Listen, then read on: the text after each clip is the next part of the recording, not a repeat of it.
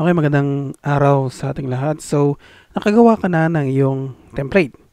Ngayon, ang problema mo naman is paano natin ilagay yung ating mga view or ating mga parametric family dito sa template na to or itong title block na to.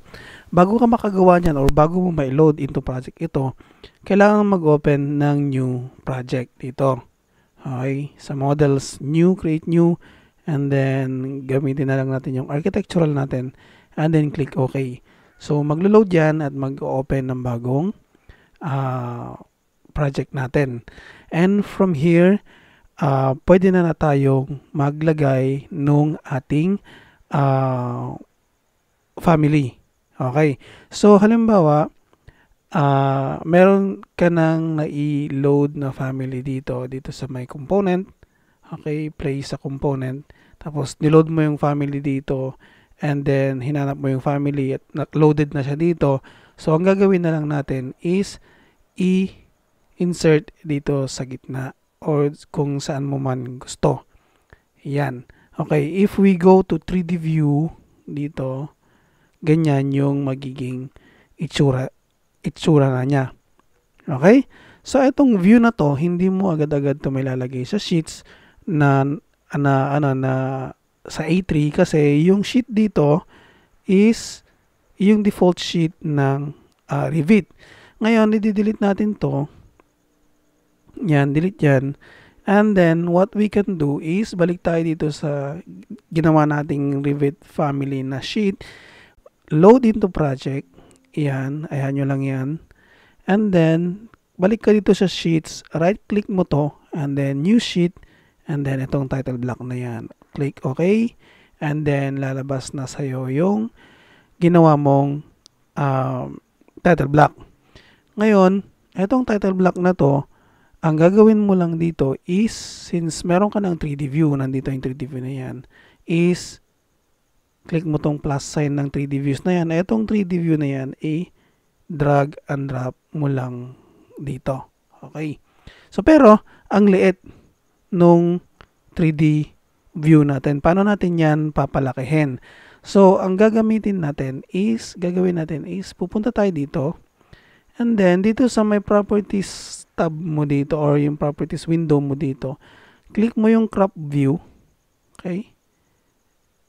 And then, crop region visible. Okay. So, magpapakita itong square na to. So, ang gagawin natin is drag natin yung ganyan, papalitin natin. Yan, tapos yun. Okay? And then from there, you can now go to your sheet. Yan. So, lumiit na siya. Okay? Para mapalaki natin yan is itataasan natin yung scale nito. Sabihin natin 1:20. Okay, pagbalik mo doon, makikita mo ang laki na. Pero, ito is nandito sa baba, lumiit siya. Ang gawin mo lang is i-delete mo to and then drag and drop mo ulit siya. Yan na yung ginawa mong parametric family. Okay, ngayon, click mo ulit tong viewport na to.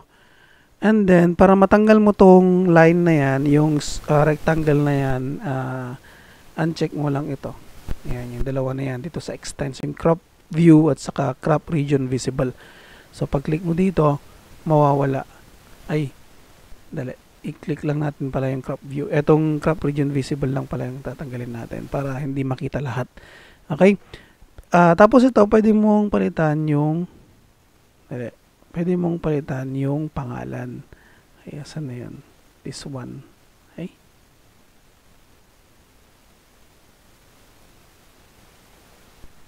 Ayan, pwede. I-click mo muna pala itong nasa taas. Hindi, wag mo i-click yung letters muna.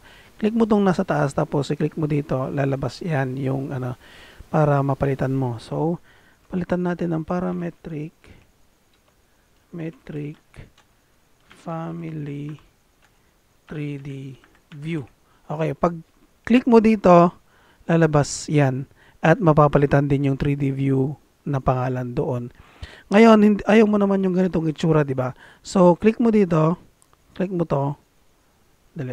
Click mo to. And then, pwede mong i-move dito sa gitna. Yan. Pero, ang problema naman ngayon dito, ang haba ng line niya. So, ang gawin mo naman, i-click mo ulit itong view na to, yung nandyan sa, sa title block mo. Click mo to. And then, lalabas yung dalawang points na yan dun sa gilid. Okay. Ang gagawin mo lang is, ida-drag mo lang siyang ganon.